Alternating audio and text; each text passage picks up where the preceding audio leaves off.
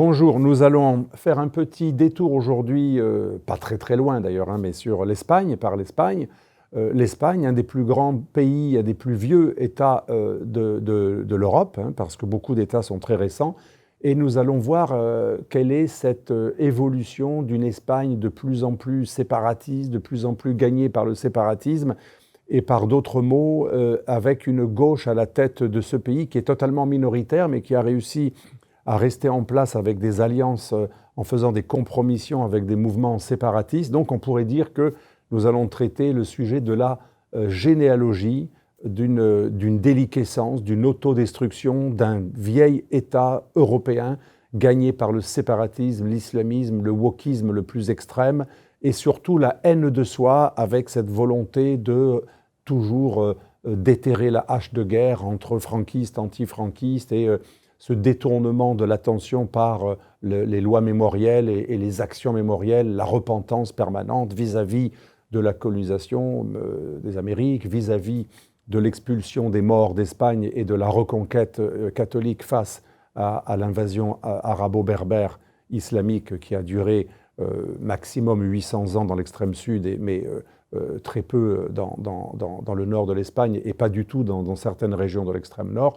Mais nous verrons donc qu'un pays est très long à se construire, il peut être très rapidement démantelé. Alors, commençons par le début. Qu'est-ce qui s'est passé dans l'Espagne moderne? Ce qu'on appelle l'Espagne moderne, c'est l'Espagne donc après la guerre civile. Il y a eu une guerre civile sur laquelle nous n'allons pas revenir. 1 million de morts, avec des deux côtés des vrais actes de barbarie qui n'ont rien à envier à ce qui se passe en Ukraine aujourd'hui. On avait d'un côté une gauche républicaine, relativement républicaine, donc régalienne, nationale, patriote, et qui était alliée avec tout un ensemble de gauches extrêmement radicales, par exemple qui pratiquaient des massacres de bonnes sœurs, des prises de couvents, des massacres de prêtres, d'une violence inouïe qui va se reproduire d'ailleurs au Mexique avec le magnifique film d'Andy Garcia sur Cristeros, où l'on voit un mouvement anticlérical révolutionnaire qui veut littéralement éradiquer le christianisme de la surface de la terre. Eh bien, l'Espagne a connu une gauche qui avait cette attitude, qui était alliée à la gauche républicaine, et le tout, pendant la guerre civile, était allié, mais était quand même très composite, d'une gauche républicaine relativement raisonnable à une gauche extrême qui voulait détruire, comme Robespierre, toute l'identité chrétienne civilisationnelle de l'Europe et de l'Espagne pour faire une sorte d'homme nouveau. Cette période, nous n'allons pas l'approfondir. On arrive à la fin du franquisme, dans les années 72, 73, 74. La transition, la fameuse transition. On a 2 présidents du Conseil par intérim qui sont nommés par Juan Carlos, le premier roi, enfin le premier nouveau roi après la restauration de la monarchie, qui a été interrompue pendant la phase républicaine, puis pendant la phase franquiste. On peut dire que la phase franquiste, c'était en fait une Espagne monarchiste sans roi. Et qu'est-ce qu'a voulu faire Francisco Franco, caudillo por gracia de Dios, Francisco Franco, roi, enfin pas roi, mais chef, caudillo, c'est un peu comme le duce, le chef de l'Espagne par la grâce de Dieu. Donc on voit ce côté très chrétien, très muy católico, muy cristiano, et Franco donc a pour but de rétablir un système politique fondé sur le christianisme. Ça ne peut être que la monarchie. Donc il décide de marier sa propre famille, sa fille, avec quelqu'un de la monarchie espagnole. Ça va faire le roi de France actuel. Pour ceux qui ne le savent pas, vous voyez, il y a un lien avec la France. L'actuel Louis XX, qui est l'héritier légitimiste du trône de France. Alors ça va énerver nos amis orléanistes, mais voilà, c'est comme ça, le Conseil d'État en plus avait tranché en faveur des Bourbons. La famille aînée du royaume de France, la branche aînée, le Bourbon, donc branche aînée, ont choisi, et l'Institut de la Fondation de Bourbon le montre très bien, c'est pour ceux qui veulent approfondir, l'actuel prétendant légitime selon la loi salique, puisqu'on ne peut pas abdiquer pour sa descendance, c'est contraire à la loi salique. L'actuel roi légitime, eh bien, c'est un Espagnol qui s'appelle Louis XX, et, enfin c'est son titre plutôt, et Louis XX est un Espagnol qui a à la fois du sang de Franco, qui est son grand-père, et de la dernière monarchie espagnole Bourbonne, branche aînée, qui a été rétablie par Franco. Mais Bref, pour laisser ce trône à la famille de Louis XX, au père de Louis XX, qui est décédé il y a à peu près 25 ans, eh bien, Franco avait décidé de donner le trône d'Espagne à Juan Carlos, qu'il avait fait revenir en Espagne, qui avait vécu pas mal à l'étranger, dont Rome, et il en a fait un peu son fils spirituel. En fait, il s'est un peu trompé, il a cru que Juan Carlos allait suivre son régime, et Juan Carlos était censé être le rétablissement de la monarchie, mais le successeur de Franco. Bref, pour la faire courte, en 75-76, on passe d'un régime de transition avec un président du Conseil par intérim à un président du Conseil qui va être celui vraiment qui va œuvrer à la transition de l'Espagne d'un régime centralisé à un régime totalement décentralisé. Et vous voyez l'origine du problème actuel séparatiste. On va passer d'un extrême à un autre et on va donner beaucoup de pouvoir aux autonomies. On les appelle autonomias, c'est l'équivalent des Länder en Allemagne. C'est pratiquement des États fédérés. Ils ont des pouvoirs sur tout, sauf sur l'armée et la police, et éventuellement pour certaines régions les impôts, quoique certaines ont obtenu l'autonomie fiscale, comme les Pays Basques plutôt et Navarra, deux régions bascophones. Par contre, en Catalogne, ce qui va se passer, c'est que la culture va être totalement aux mains de l'autonomie, comme à Valencia, comme dans les Pays Baléares, comme en Galicia, comme au Pays Basque. Et les autonomias, c'est une nouvelle Espagne fondée sur le fait qu'il y a plusieurs nations. Et donc, ce régime de transition va réveiller les nationalismes, on les appelle en Espagne les nationalismes, c'est pas pareil que chez nous. Chez nous, nationalisme, ça fait penser à l'extrême droite. En Espagne, ça fait plutôt penser à des mouvements séparatistes, souvent d'ailleurs plutôt alliés à la gauche et à l'extrême gauche. On les appelle les nationalismes. Et donc, les autonomias, les autonomies, c'est le nom des régions fédérées, ou des États fédérés qui ne disent pas leur nom, mais qui sont des quasi-États fédérés. Et cette nouvelle Espagne va mettre en avant les identités de chaque région parce qu'elles ont été persécutées par Franco. Mais en 1978, avec la nouvelle constitution de la nouvelle Espagne, qui va être une monarchie bien sûr de droit constitutionnel, avec un président du Conseil qui aura les vrais pouvoirs et un roi qui va être surtout chef des armées et qui va nommer symboliquement les gouvernements, mais ce n'est pas vraiment lui qui décide. Un roi, donc un monarque constitutionnel va être en place, c'est Juan Carlos, et à la surprise générale, dans les années 75-78, Juan Carlos ne va pas continuer le régime de Franco, dont il était l'héritier, il a été éduqué pour cela. Il va établir une démocratie, d'où ses concessions envers les autonomies. Et donc la nouvelle Espagne est créée par des gens qui au départ tout de même ne veulent pas réveiller la guerre civile. On a notamment le troisième président du Conseil par intérim qui va préparer vraiment la transition, qui va achever la transition, Adolfo Suárez. Adolfo Suárez va permettre une nouvelle Espagne qui va se défranquiser au niveau institutionnel, mais sans déterrer la hache de guerre. On va enterrer la hache de guerre. L'idée, c'est qu'on va vers autre chose. On donne du pouvoir aux autonomies qui ont été persécutées sous le centralisme de Franco, mais on ne fait pas la guerre civile, on arrête la guerre civile et on essaie de créer une sorte de tabou, le tabou de la dispute entre franquistes et anti-franquistes. On essaie d'être consensuel et les deux grands partis, le Parti ouvrier socialiste espagnol, le PSOE, et le Partido Popular, qui va avoir ce nouveau nom, mais qui vient d'un ancien autre parti qui lui-même avait été créé par un ancien franquiste modéré, les deux grandes forces nationales, l'une qui a combattu le franquisme, l'autre qui a été, dont des représentants viennent du franquisme, décident de ne pas se faire la guerre et de faire une transition vers la défranquisation, mais douce, sans haine, sans rancune, sans loi mémorielle. Donc on laisse la Valle de los Caídos, cette fameuse vallée où Franco a voulu enterrer à la fois les antifranquistes et les franquistes en disant ils étaient tous espagnols. Franco lui-même a été enterré à la Valle de los Caídos et certains extrémistes de gauche auraient voulu déterrer la tombe de Franco, ce qui a été fait récemment. Mais à l'époque, l'idée c'est pas de vague. Donc on est dans une sorte de statu quo mémoriel, on ne fait pas de propagande anti-franquiste, anti-franquistes et franquistes cohabitent et oublient le passé et ils vont vers autre chose. C'est l'époque où il y a un miracle espagnol, l'Espagne prend beaucoup de subsides de l'Union européenne, l'Espagne va rentrer dans l'Union européenne, un peu comme la Grèce et le Portugal, une fois qu'elles ont renoncé à des régimes autoritaires.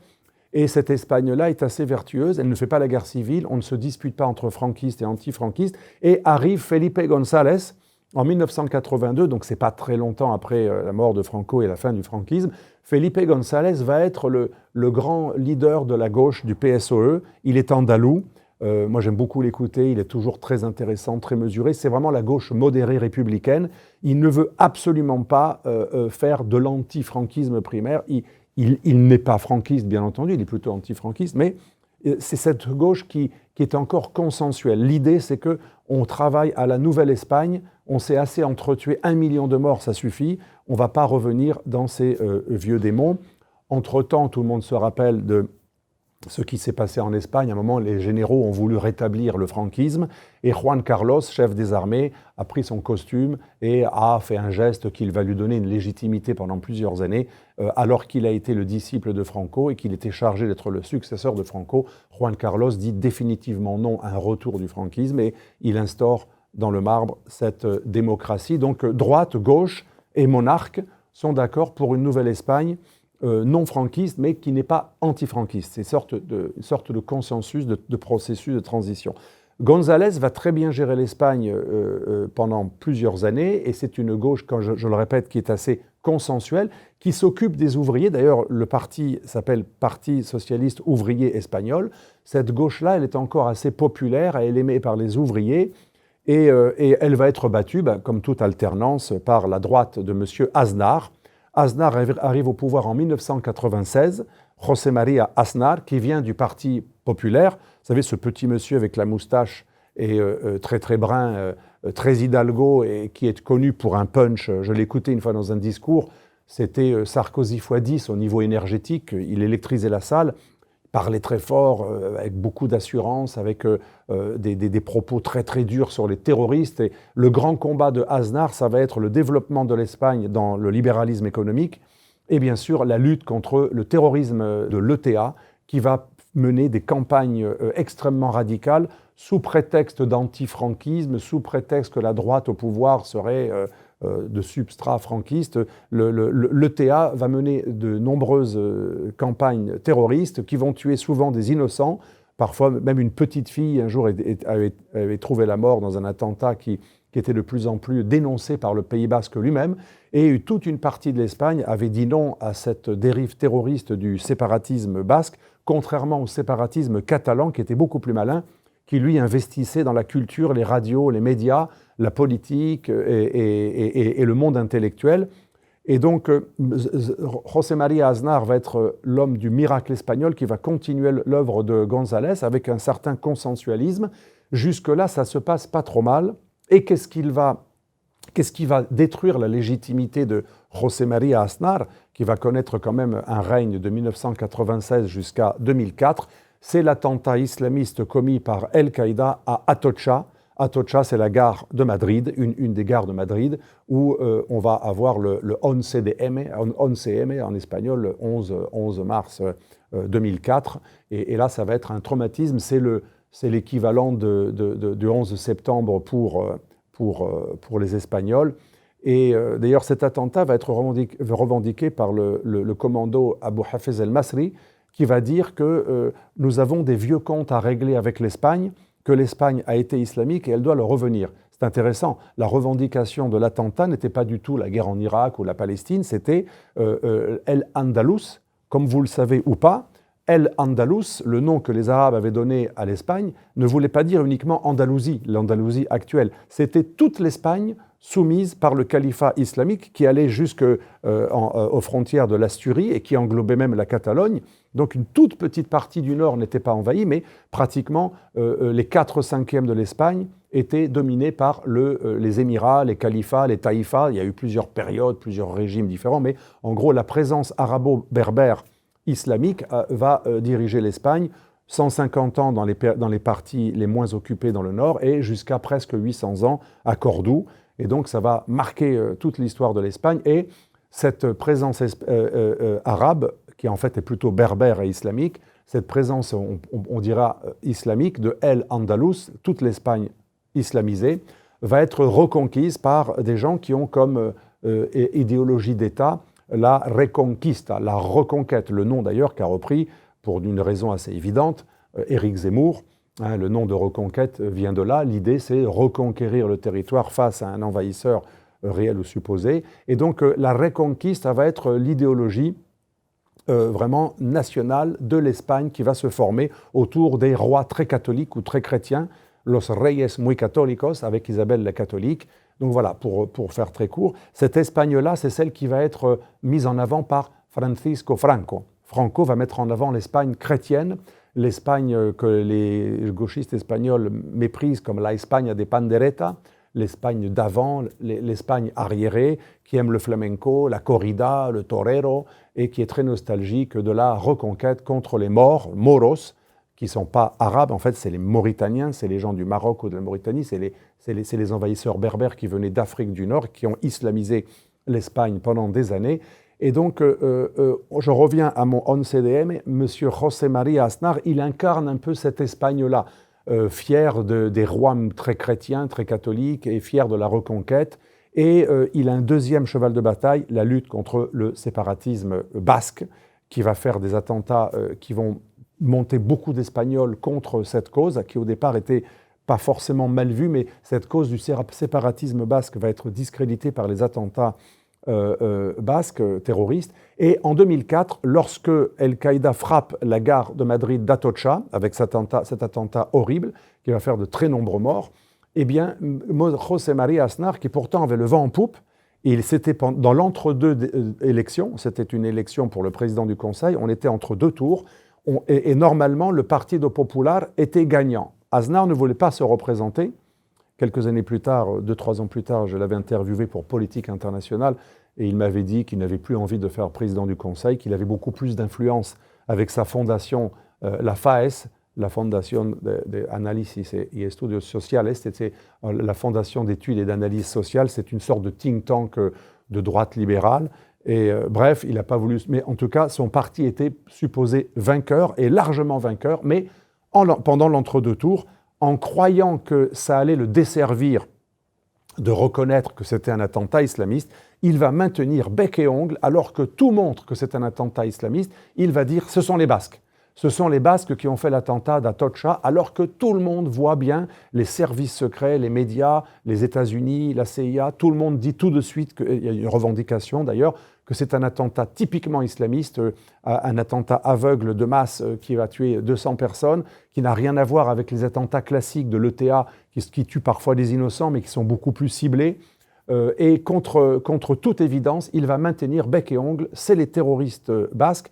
Et bien sûr, la gauche s'engouffre dans ce mensonge en disant premièrement, il a menti, et deuxièmement, la gauche va dire, il a dit ça parce que, en fait, il se sent coupable, c'est parce qu'il a envoyé des militaires espagnols solidaires de l'Amérique dans la guerre en Irak en 2003 qu'il y a eu l'attentat. L'attentat est une vengeance d'Al-Qaïda contre l'opération américaine que M. José María Aznar a encouragée en envoyant des soldats espagnols solidaires de l'Amérique en Irak. Eh bien, José María Aznar, il est le vrai responsable des attentats qui n'auraient pas eu lieu s'il n'avait pas participé à cette guerre impérialiste.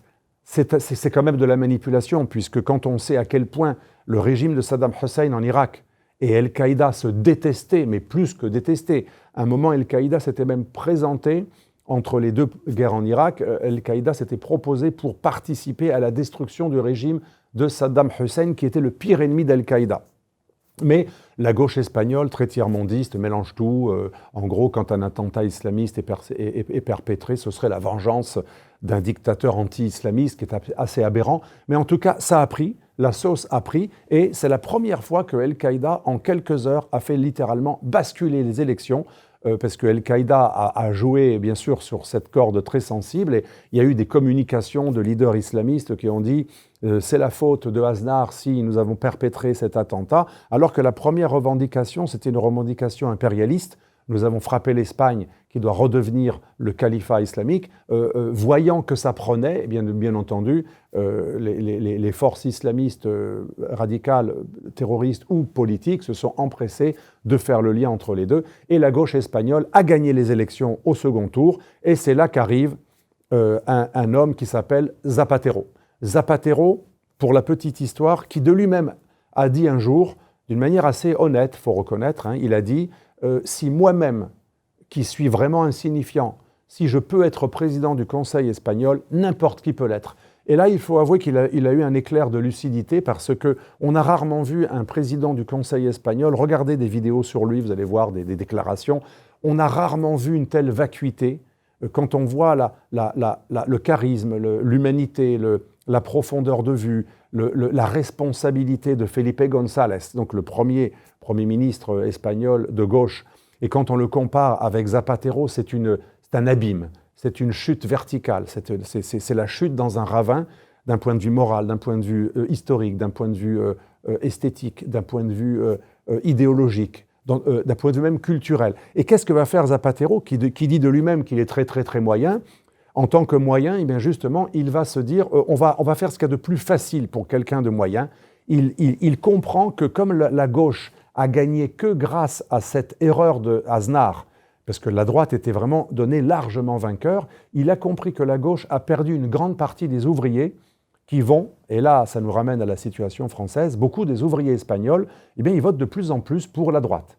Ils ne se sentent pas représentés, de moins en moins représentés par la gauche, qui depuis la fin de González, ce parti ouvrier espagnol, le PS, le PSOE espagnol, est de plus en plus devenu sociétaliste, pro-immigrationniste, pro-questions sexuelles, transgenrisme, toutes ces questions qui sont très éloignées de l'ouvrier de base. L'ouvrier de base, Hidalgo, qui boit sa cerveza et qui aime la corrida, il n'est pas trop proche de ce wokisme. Mais cette gauche, parce que Zapatero est arrivé, parce qu'il était le leader au sein de la gauche, il avait déjà commencé un virage sociétal, et donc ayant perdu une partie des ouvriers, il s'est dit il va falloir détourner l'attention des ouvriers, et pour faire croire qu'on est encore à gauche, alors qu'on est devenu libéraux, cette gauche espagnole est devenue libérale, très proche des multinationales, très proche de George Soros, très proche de cette gauche financière, en fait,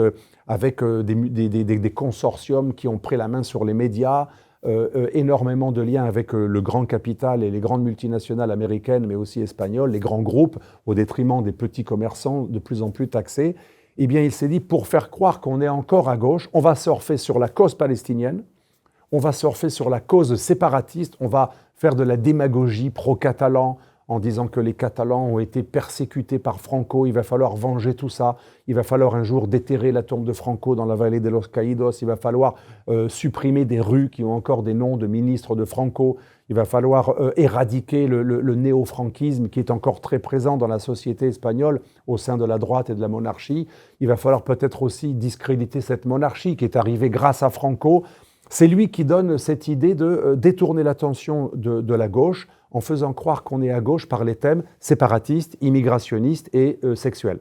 Par ces trois grands thèmes qui sont des thèmes sociétalistes, eh bien, on va faire cette nouvelle gauche qui va beaucoup plus plaire aux fonctionnaires, aux intellectuels, aux fonctionnaires de base, aux petits bourgeois, à ce qu'on appelle radical chic en Italie. Et donc la sociologie de l'électeur de la gauche va totalement changer et les vrais électeurs de gauche ouvriéristes vont se déporter vers un parti qui va avoir du succès quelques années plus tard, Podemos, Nous Pouvons, ce qui est l'équivalent de Mélenchon avec un de ses héros qui va être la future maire de Madrid, qui va être allié à Podemos, à Ada Colau. Et donc, les ouvriers votent vers des partis beaucoup plus à gauche, encore plus extrémistes, qui vont être alliés eux-mêmes aux séparatistes. Et la gauche espagnole devient une sorte de libéral, libertaire, sociétaliste, qui n'a pratiquement plus rien d'ouvrier. Le haut de parti socialiste ouvrier espagnol aurait dû être enlevé. Mais Zapatero réussit son coup. Il réveille un clivage énorme entre droite et gauche. Et c'est ça son coup de génie, enfin de génie pour quelqu'un de très moyen, eh bien c'est la facilité. On va déterrer la hache de guerre et c'est lui qui commence à parler de loi mémorielle. Il surfe énormément sur tout ce qui est minorité, migrants, pro-islamisme, pro-palestinisme, le faire croire que les Espagnols sont tous racistes, que les migrants doivent être intégrés non pas en s'intégrant, mais avec des facilités, des avantages, qu'en fait le problème de l'intégration ne vient que des Espagnols, ne vient jamais du nouveau arrivant. Tout ce victimisme wokiste qui culpabilise tout le temps l'histoire de l'Espagne. Alors c'est lui aussi qui suscite de nombreux ouvrages, des émissions de télévision, des congrès, pour être nostalgique de l'Espagne islamique, selon Zapatero, qui pourtant ne tiendrait pas une demi-heure dans un régime chariatique, quand on connaît ses idées pro-transgenre, etc. C'est lui aussi qui favorise ce que n'avait pas fait la gauche de González dans les années 80, l'idée que l'Espagne a été en fait a régressé sous la Reconquête. La reconquête des rois catholiques, ce serait une reconquête de colonisateurs, d'intolérants, de Torquemada, d'inquisiteurs. En fait, la vraie Espagne, elle aurait été au summum, bien sûr sous la guerre civile à l'époque des républicains, mais surtout, et l'abolition de la monarchie juste avant, mais surtout l'âge d'or de l'Espagne, ce serait l'Espagne de El Andalus, lorsque l'islam régnait sur ce pays avec les philosophes, les ingénieurs, les scientifiques de l'époque, et qu'en fait les catholiques étaient des arriérés, le sont toujours, des opus dei, comme dans le livre d'Anne Brown, qui vont manger les enfants dans des messes sataniques, secrètes. Et en fait, l'islam était éveillé, humaniste. Ce serait en fait l'ancêtre du droit de l'homisme. Ça aurait été l'islam éclairé de El Andalus. Toute cette philosophie qui aujourd'hui est dominante en Espagne, ça a été lancé par Zapatero. Zapatero a également inspiré l'actuel président du Conseil espagnol, Pedro Sánchez, qui est allé encore plus loin parce que Pedro Sánchez, en 2019, a fait déterrer la tombe de Franco, qu'il a déporté dans un autre endroit plus discret. Il l'a enlevé de la Valle de los Caídos et il a fait des lois mémorielles qui interdisent les noms de rues. En fait, la gauche espagnole, depuis Zapatero jusqu'à Sánchez, l'actuel président du Conseil, consiste à systématiquement dire que tous les maux viennent du franquisme. C'est un peu comme en Italie. En Italie, quand des poubelles ne sont pas ramassées, quand il y a un problème de corruption, quand une ville est mal gérée, quand il y a un problème d'insécurité, c'est la faute de la mafia. Vous savez, dans tous les pays, il y a toujours un bouc émissaire. Je ne veux pas plaindre la mafia, mais il y a toujours une façon de se dérayer. En France, ça va être Bruxelles. Voilà, c'est pas moi, c'est Bruxelles. Ou c'est pas moi, c'est l'extrême droite. Donc, et en Espagne, c'est l'antifranquisme. Les moindres mots qui minent l'Espagne aujourd'hui, ce serait à cause du péché originel de Franco, qui lui-même aurait continué le péché originel de la Reconquista. Ça, c'est l'Espagne un petit peu officielle des médias, parce que les médias sont extrêmement dominés par la gauche en Espagne, mais c'est assez impressionnant. Il y a très peu de pluralisme médiatique, et l'emprise du groupe El País sur le paysage médiatique est absolument énorme. C'est un peu comme Globo au Brésil, c'est écrasant. C'est un peu comme l'Amérique, quand Trump était candidat, c'était 10 contre 90, à peu près le pourcentage des forces médiatiques droite-gauche. Et donc, entre Sánchez, l'actuel président du Conseil, et Zapatero, il y a eu un intermède de quelques années. Entre 2014 et 2018, il y a eu Rajoy. Rajoy, qui était le président du Conseil, héritier de Aznar, même si c'était beaucoup moins brillant, c'était le Partido Popular. La droite est revenue quelques années, parce que Zapatero ne pouvait pas rester éternellement. Il est resté tout de même de 2004 jusqu'à 2011. Et à partir de 2011, revient la droite jusqu'à 2017-2018, la fameuse crise de Barcelone avec les indépendantistes qui ont été réprimés par la police. Et Rajoy était très rigide, c'était un juriste, il était très austère, il n'avait aucun charisme. C'était un homme qui était mieux haut fonctionnaire que politique. C'est ça le problème de l'Espagne et de la France, c'est que ce sont très souvent des hauts fonctionnaires, des grands corps. En Espagne, c'est pas l'ENA, mais c'est les corps de la Finantia, c'est des corps d'élite. Aznar vient de là, Sarsalejos, son héritier, actuel président de la Fondation FAES, vient de là. Rajoy venait aussi de ces corps de juristes qui sont des hauts fonctionnaires de l'État. Et il n'avait aucun charisme, il était assez rigide, il n'était pas extrême, mais il n'avait pas du tout la science de la communication. Et il avait un côté austère, physiquement, même dans la façon de parler, qui faisait qu'on arrivait facilement à le caricaturer comme une sorte d'héritier à la fois de la monarchie absolue et du franquisme. Et quand Rajoy était Premier ministre, président du Conseil, il y a eu cette fameuse révolution en Barcelone, lorsque les séparatistes les deux grands groupes séparatistes, celui de Pujol et Puigdemont et celui de l'ERC, c'est la gauche catalane, deux mouvements catalans séparatistes, un plutôt à droite, l'autre très à gauche, ont déclaré unilatéralement l'indépendance de la Catalogne et ils ont organisé un référendum qui a appelé les Catalans à venir voter un référendum illégal qui a pris d'assaut des écoles primaires et maternelles pendant tout un week-end pour ensuite organiser pendant le week-end, à la fin du week-end, un vote qui était totalement illégal, en imprimant les bulletins de vote d'ailleurs à Perpignan, côté catalan-français, avec des petites complicités un peu idéologiques et émotionnelles, parce que quelques Catalans français ont un cœur côté catalan espagnol. Donc un référendum illégal, comme en France. En France, on n'a pas le droit de faire un référendum pour l'indépendance de l'Alsace ou de la Corse. Un référendum illégal a été forcément réprimé, puisqu'il est totalement illégal. La police a voulu déloger les personnes des écoles, qui avaient pris des écoles illégalement pour organiser des votes illégaux qui n'avaient pas été avalisés par le système judiciaire et administratif espagnol. Forcément, il y a eu des répressions, comme ça arrive n'importe quand il y a quelque chose d'illégal et les gens ne veulent pas quitter les lieux. Et on a eu quelques vidéos qui ont montré une personne traînée parce qu'elle ne voulait pas, vous savez, ils font des sit-ins et ils ne veulent pas bouger. Les flics sont obligés de les traîner. Quelques personnes qui avaient du sang sur le visage parce qu'ils avaient pris un coup de matraque. Il n'y a pas eu de mort, mais tout cela a été très bien filmé, mis en scène dans une sorte de révolution orange.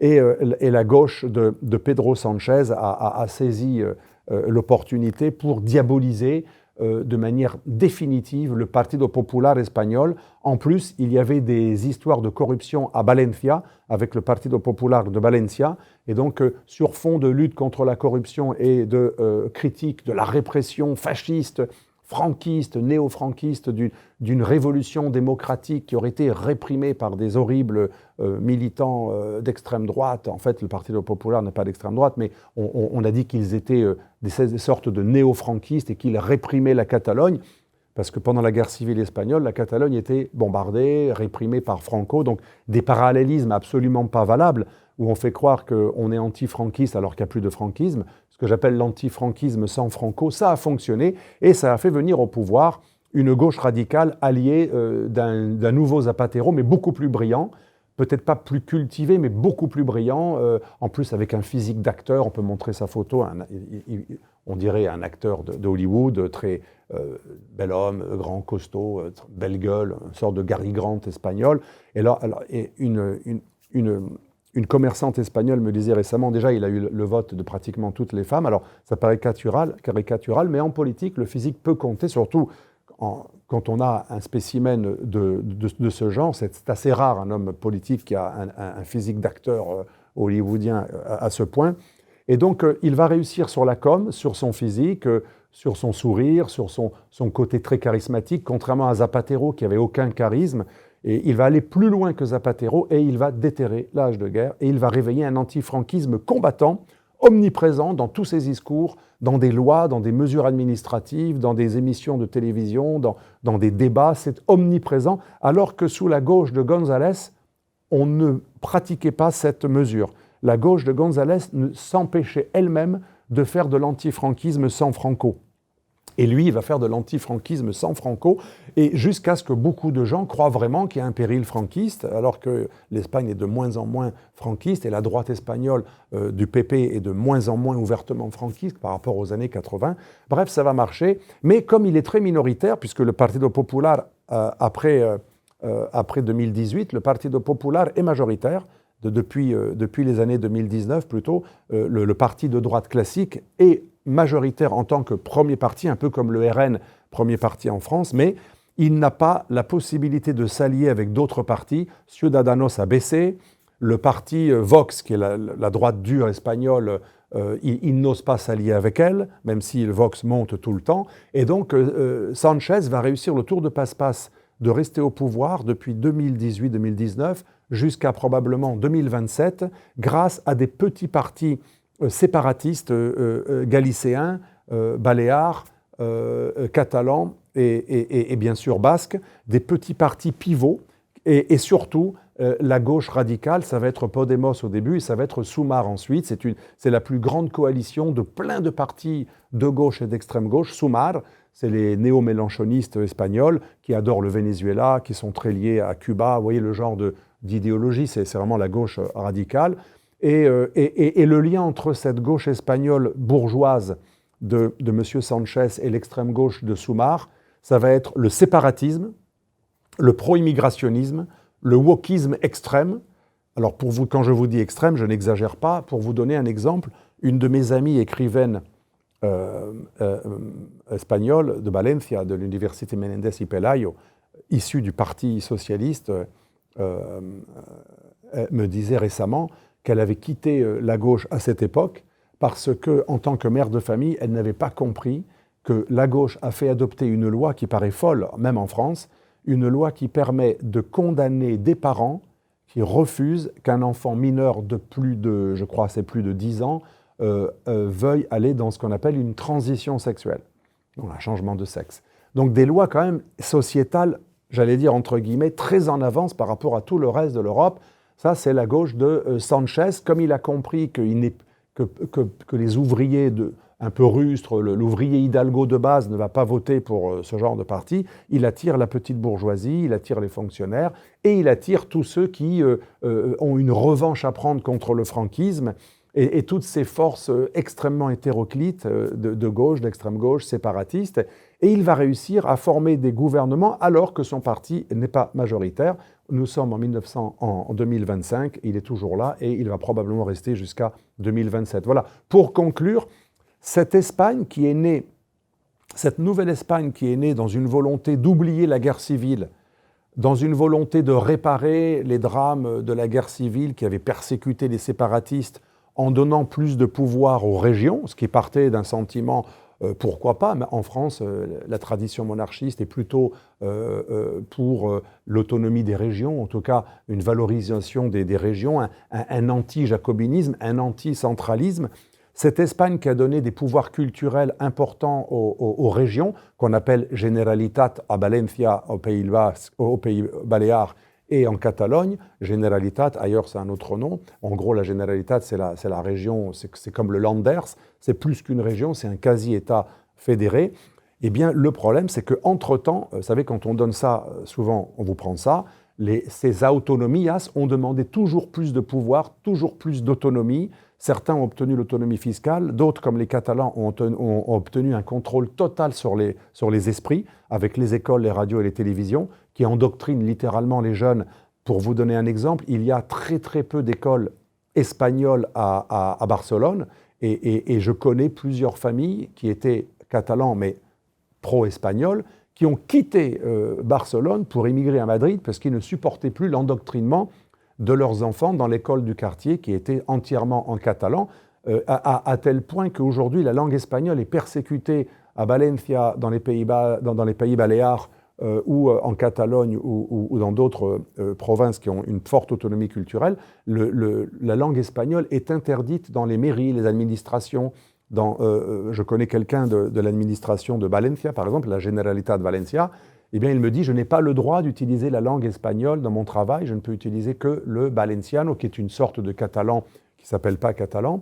Bref, il y a une dérive, pas uniquement en Catalogne, d'une Espagne à deux vitesses, l'Espagne qui parle espagnol, qui est hispanique, donc l'Andalousie, Extremadura, Castilla la Vieja, la Nueva, etc., pratiquement 3/5 de l'Espagne, et l'Espagne des périphéries qui ont d'autres langues, dont les langues étaient presque oubliées pour certains, et qui ont été réhabilitées, imposées, et aujourd'hui il y a même une persécution de la langue espagnole, puisque un commerçant de Catalogne me disait récemment qu'il n'a pas le droit de mettre l'écriture de sa devanture en espagnol. Il a une amende si ce n'est pas écrit en catalan. Alors certes, il y a des exceptions pour les grands groupes comme Alcampo ou comme bien sûr Corte Inglés, mais à part quelques grandes multinationales qui ont forcément des faveurs, le petit commerçant de base a une amende s'il utilise la langue espagnole sur sa devanture. Tout doit être écrit en catalan, ce qui est complètement imaginable, même en Corse ou à Perpignan. Il y a les deux langues, souvent on voit écrit en catalan en français ou en corse en français,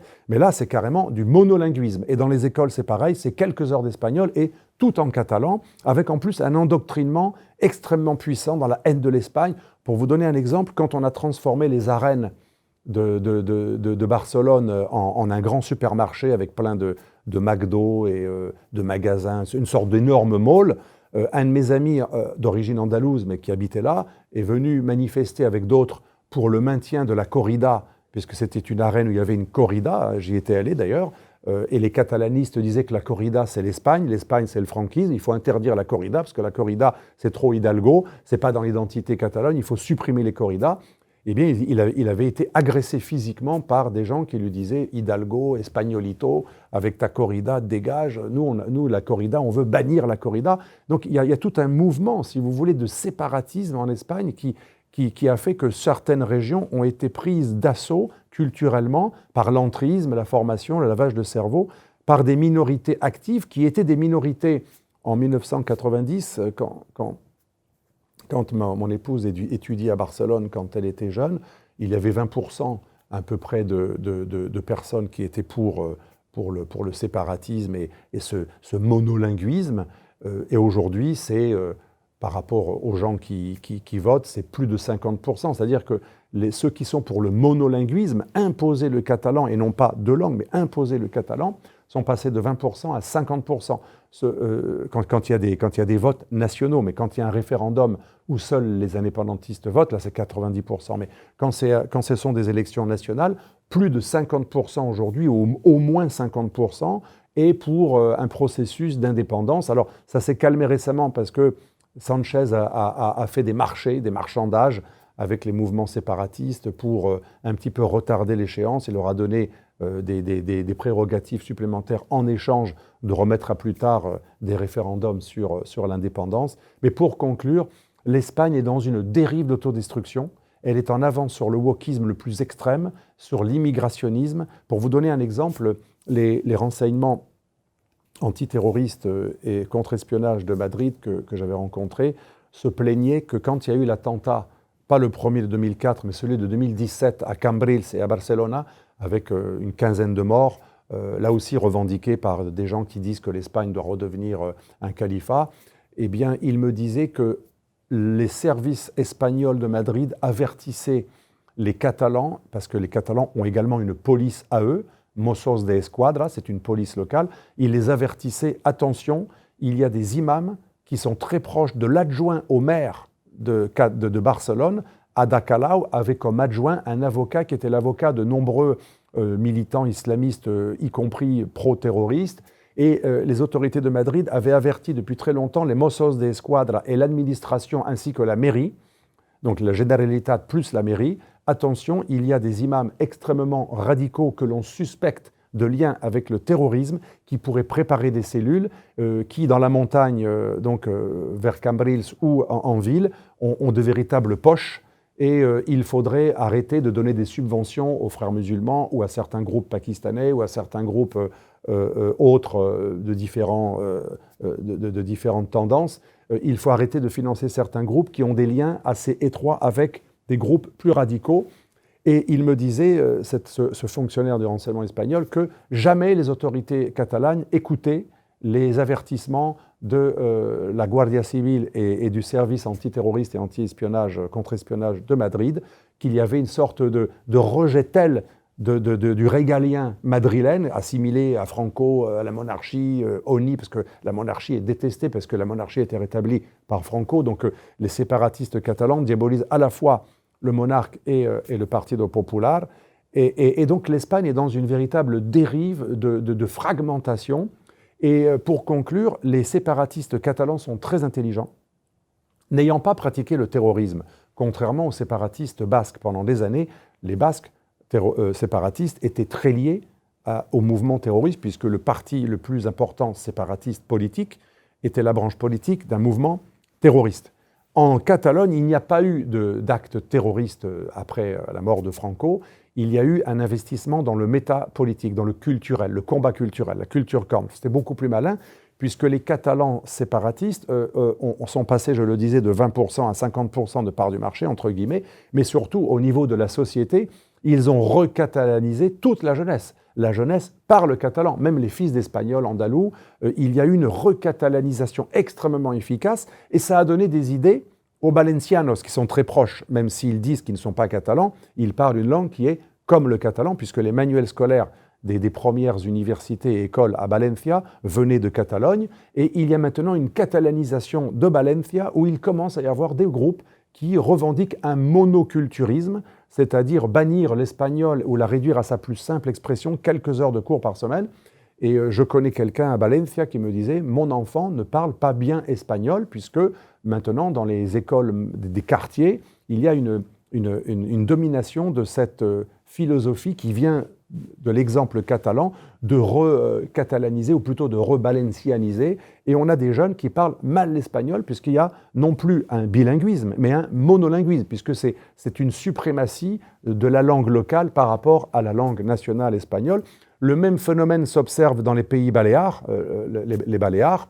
Alors parfois je fais un lapsus, je dis les pays, parce que les Catalans parlent souvent de Els Païs Catalans, c'est-à-dire les pays catalans, c'est-à-dire Catalunya, Valencia, Alicante et Baléares. En fait, tous ces pays-là, de Valencia jusqu'à Alicante, en remontant jusqu'à, bien sûr, Barcelone, Lleida, etc., puis les Baléares, c'est le groupe des langues catalanes.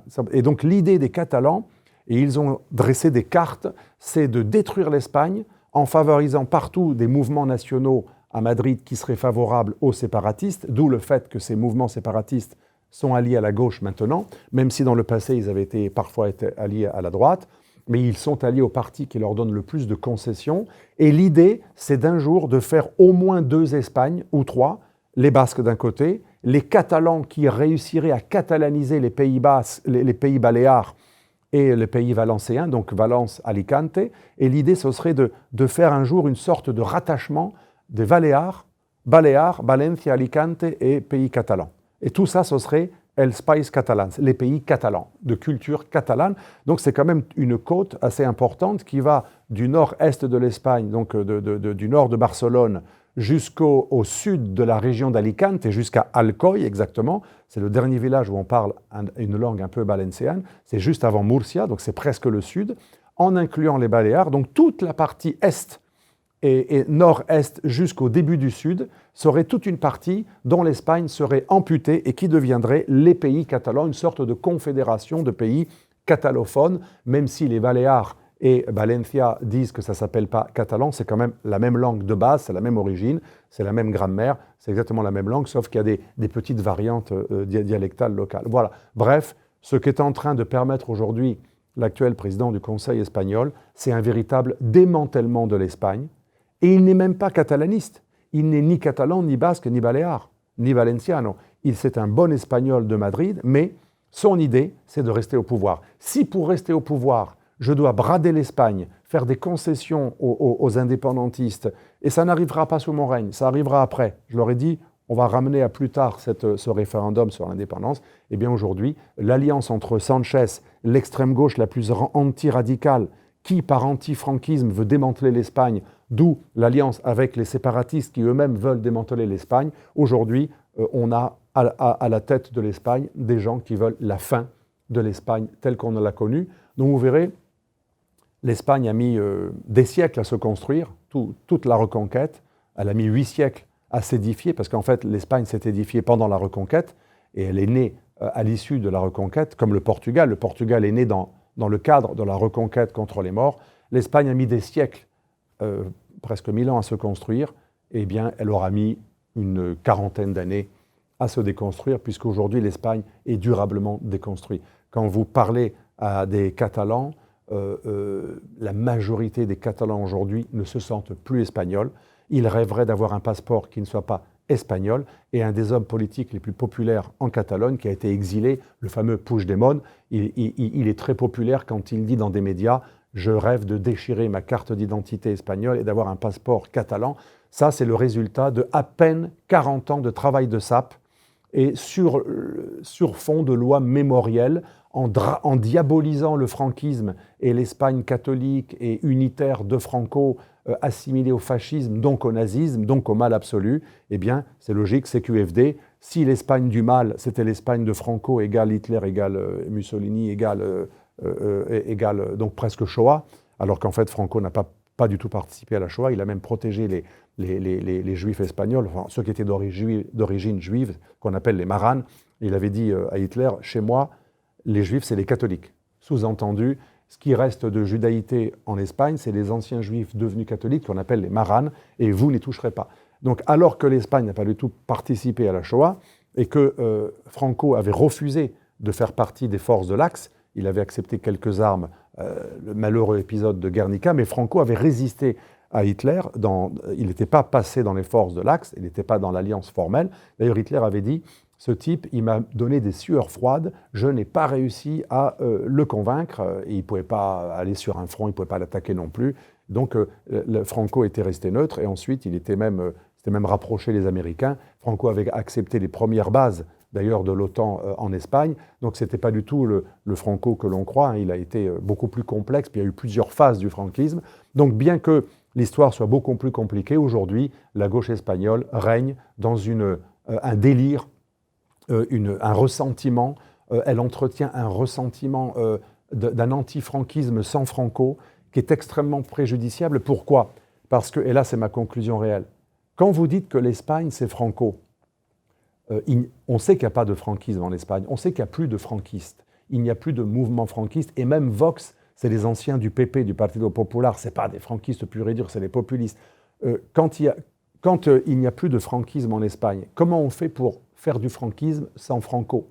Eh bien, on fait croire que la droite, c'est Franco, Madrid, c'est Franco, la police nationale, c'est Franco, ce qui vient de Madrid, c'est Franco, la monarchie, elle a été mise sous Franco, donc c'est le franquisme. En gros, l'idée de cette gauche pro-séparatiste, c'est que l'Espagne en elle-même, tant qu'elle vit, elle est franquiste, de manière, c'est un peu comme quand la gauche en France parle de racisme structurel ou systémique, l'État serait raciste, indépendamment même de la droite ou de l'extrême droite, ce serait structurel. Eh bien aujourd'hui, on nous parle de franquisme structurel. Les structures de l'Espagne unitaire, en elles-mêmes, sont franquistes, puisque qui combattait Franco ? Les séparatistes catalans et basques. Donc, si ceux qui étaient anti-franquistes étaient pour le démantèlement de l'Espagne, eh bien, il faut démanteler l'Espagne. En gros, la seule rédemption de l'Espagne, ce serait de disparaître en tant que pays unitaire et devenir un pays réduit à sa portion congrue, ce serait 3/5 maximum, donc hispanoparlante, qui parle le castillan.